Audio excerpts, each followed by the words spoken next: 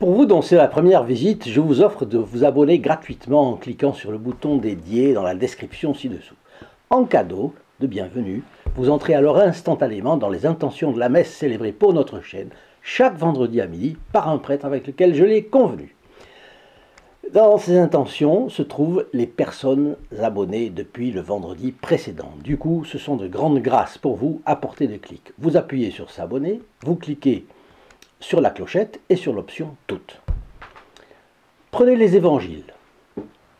Tout est simple, compréhensible à tous. Ajoutez ou retranchez quelque chose et voilà trahi le sens que Dieu a voulu donner à sa parole.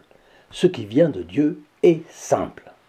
Ce qui vient des hommes, au contraire, est complexe, parce que le bien et le mal se disputent leurs âmes, et que la société des hommes est traversée par les actions contraires de tous. Ce qui vient du diable, enfin, est compliqué, parce qu'il est le prince du mensonge et de la confusion, de l'embrouille, et cache ses erreurs dans l'ombre du sophisme, des raisonnements tortueux où se mêlent le vrai et le faux. Notre Seigneur est la lumière, le diable est ami des ténèbres. Nombre de chrétiens ont de nos jours recours aux cartomanciens, 10 heures de bonne aventure et autres pratiques pour obtenir des conseils ou être rassurés. Que nous prescrit le Padre Pio?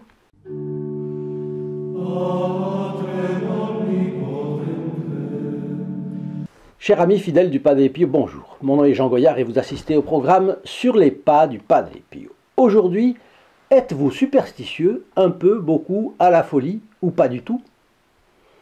Je commence par vous donner rendez-vous ci-dessous, dans la description de cette vidéo, sur le lien st-padre-pio.fr, dans lequel vous trouverez un éventail de bénéfices et de possibilités pour faire avancer la diffusion de la vie du Padre Pio, occasion de tant de conversions et du miracle quand il était en vie et jusqu'à aujourd'hui.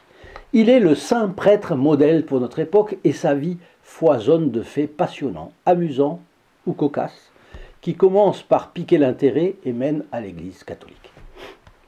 Sauriez-vous dire ce que c'est que adorer Dieu? Le catéchisme le plus traditionnel de l'Église enseigne que c'est rendre à Dieu les honneurs qui lui sont dus comme notre Créateur. L'âme doit lui rendre ses honneurs, mais le corps aussi, en se comportant selon les lois de l'Église. Or, tout homme sent sa dépendance d'un être supérieur et éprouve intérieurement le besoin de l'adorer. Celui qui n'adorera pas Dieu adressera bientôt ses hommages à une créature.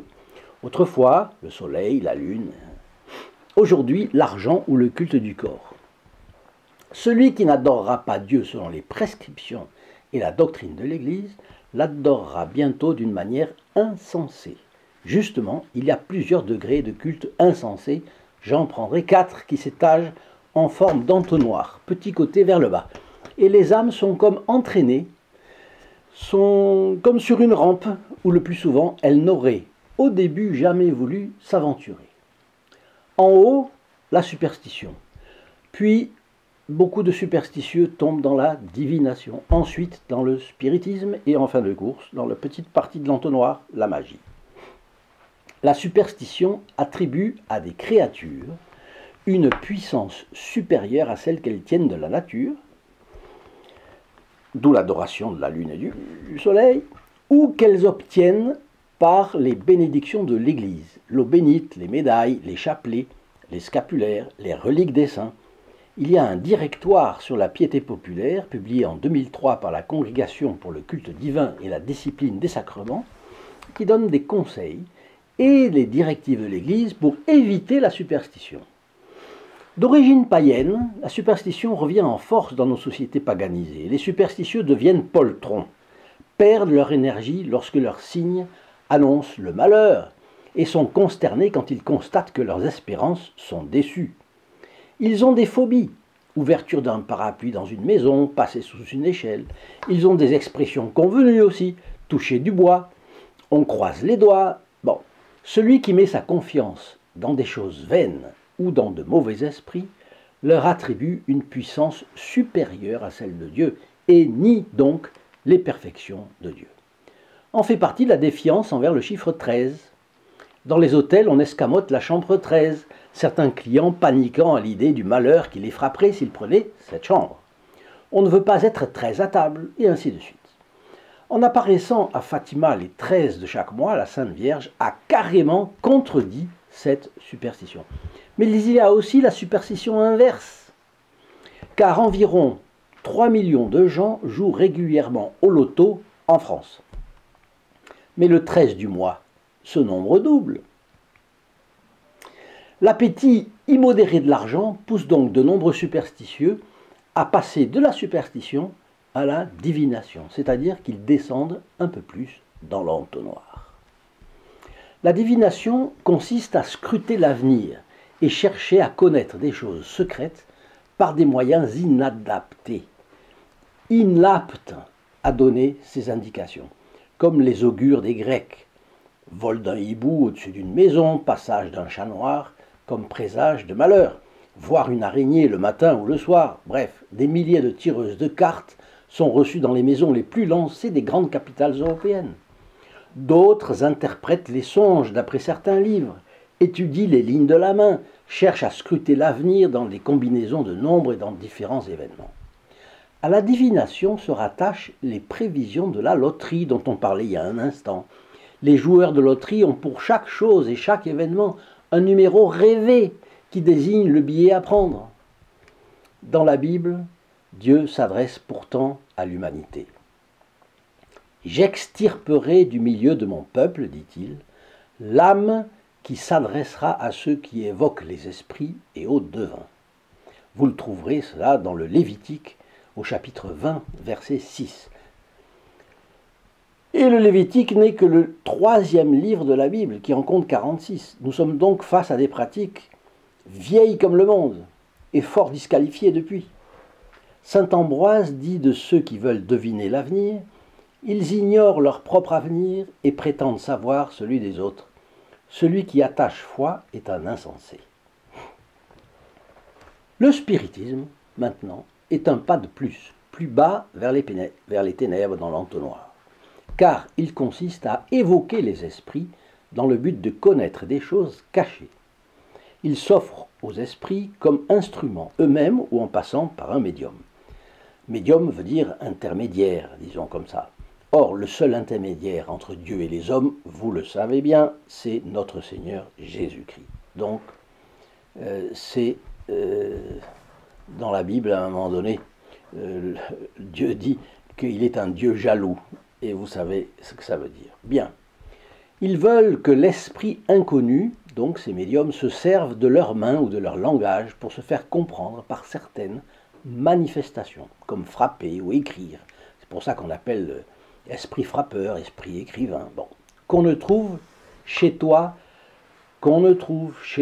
personne qui s'adonne à la divination, aux augures, aux superstitions et aux enchantements, qui ait recours au charme, qui consulte les évocateurs et les sorciers et qui interroge les morts. Car tout homme qui fait ces choses est en abomination à Dieu. Et ceci est dans le Deutéronome, c'est-à-dire le 5e livre de la Bible. Vous savez que ça commence par la Genèse, puis il y a l'Exode, puis il y a le Lévitique, il y en a un autre, et puis il y a le Deutéronome. Bon, là encore c'est très ancien. Deutéronome, chapitre 18, verset 11. Donc là aussi, ce qu'il y a de plus ancien, bien sûr. Et voilà ce que nous dit saint Thomas d'Aquin. C'est un crime de se faire instruire par le démon lorsqu'on a les saintes écritures, c'est-à-dire la parole de Dieu pour cela.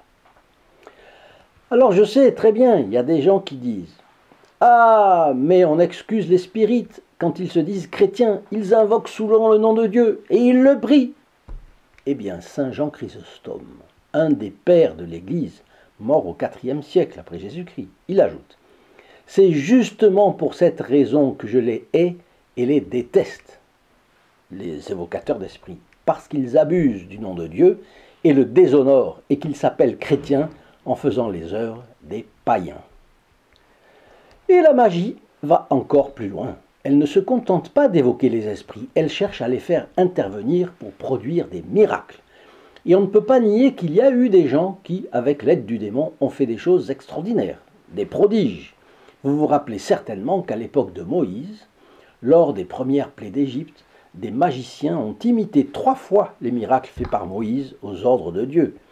avant d'être confondus. Cela, vous le trouverez, c'est très intéressant de le lire d'ailleurs, dans le livre de l'Exode, au chapitre 7.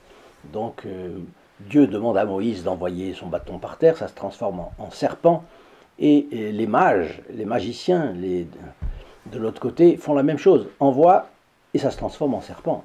Sauf que le serpent de Moïse a avalé les serpents des autres. Mais ça n'a pas convaincu le Pharaon, et il a fallu que Moïse en fasse un deuxième, et puis un troisième, et le premier, le deuxième, le troisième ont été imités par les mages. Ensuite, ils ont été confondus, c'est une autre chose. Du temps des apôtres, Simon le magicien vivait à Samarie, et éblouissait la foule par ses artifices. Et ça, c'est dans les Actes des Apôtres, chapitre 8, verset 10. Cela ne revient pas à dire que tout superstitieux finit dans la magie, mais la superstition y mène aisément. Quoi qu'il en soit, superstition, divination, spiritisme, magie violent le premier commandement de Dieu. Un seul Dieu tu adoreras et aimeras parfaitement. Et constitue un péché, celui d'idolâtrie. Car adorer Dieu, c'est reconnaître et admirer son infinie supériorité et son infinie beauté. Et s'adonner à ces pratiques constitue un crime de lèse-majesté contre Dieu. De tous les péchés, c'est le plus grave, nous dit encore saint Thomas d'Aquin. Oui, directement contre le premier commandement. Et saint Grégoire de Nice ajoute que c'est le premier et le plus grand des vices, et à ce titre doit être confessé. Je m'arrête là, tant on se rappelle ce que disait le Padre Pio, qui reprenait une métaphore de saint Augustin. Le diable est un animal furieux, mais à la chaîne. Il est attaché. Il ne peut guère s'approcher de nous, car une limite lui est fixée par Dieu. Il ne mord que ceux qui s'approchent. Ne nous en approchons donc pas, n'est-ce pas? Vient maintenant la radicalité de la position du Padre Pio, qui interdisait tout recours aux spirites, cartomanciens, diseurs de bonne aventure et autres devins. Juste un petit rappel pour vous, un livret vous est offert par notre chaîne, ainsi qu'une photographie du Padre Pio. Les voilà, avec derrière 10 conseils du Padre Pio pour votre vie spirituelle, et c'est pour faire avancer cette grande campagne de diffusion de la vie du Padre Pio. Dans le livret, vous trouvez des prières et méditations du Saint Padre Pio de Pietrelcina. Donc voilà, vous pouvez être le temps de le lire cela comme un dirigé du Padre Pio. Eh bien, ça là vous est offert gratuitement, je dis bien. Le livret, la photo et le port. Priez donc le Padre Pio de vous aider à pratiquer les 10 commandements de Dieu de façon exemplaire. Pour les commander, il vous suffit de téléphoner pour la France métropolitaine et les dom-toms au 08 05 36 08 47, prix d'un appel local, non surtaxé, je précise, et pour le Canada au 844 398 83 67. Donc l'expérience du Padre Pio, une vénitienne de la bonne société, raconte. Je me suis confessé au Padre Pio le 13 novembre 1948. Je lui ai dit entre autres que nous étions inquiets à la maison parce qu'une tante tirait les cartes. Elle ne faisait que tirer les cartes. Le padre m'a ordonné d'un ton impérieux, il faut se débarrasser de toute cette cochonnerie. Le témoignage d'Anna di Leonardo est plus détaillé dans les motivations qui l'ont amenée à recourir à une voyante. Elle va se confesser et s'accuse d'avoir consulté une diseuse de bonne aventure. Le saint lui demande « Et qu'est-ce que tu faisais là ?» Sa réponse « Mon père, j'étais abattu, déprimé, tout allait mal, et j'aspirais à de bonnes nouvelles. » La réponse de notre bon capucin a été de la même veine. « N'y va plus. Si tu y retournes et que tu reviens ici, je te donnerai une raclée. » Pourquoi le Padre Pio n'a-t-il rien dit sur l'avenir de ses pénitentes, lui qui tant de fois avait confié quelque chose du futur de certains pèlerins qui étaient dans l'angoisse? Eh bien, parce qu'elles avaient eu la curiosité malsaine de deviner l'avenir, qui n'appartient qu'à Dieu, et qu'il n'était pas question de les encourager, ne serait-ce qu'un instant, dans cette voie. D'autre part, le Padre Pio n'est ni devin, ni spirit, et il n'était pas question non plus d'entretenir l'ambiguïté sur cela. Il voyait de l'avenir ce que Dieu lui montrait et rien de plus. Et il est hautement probable que dans ces cas-là, Dieu ne lui ait rien montré.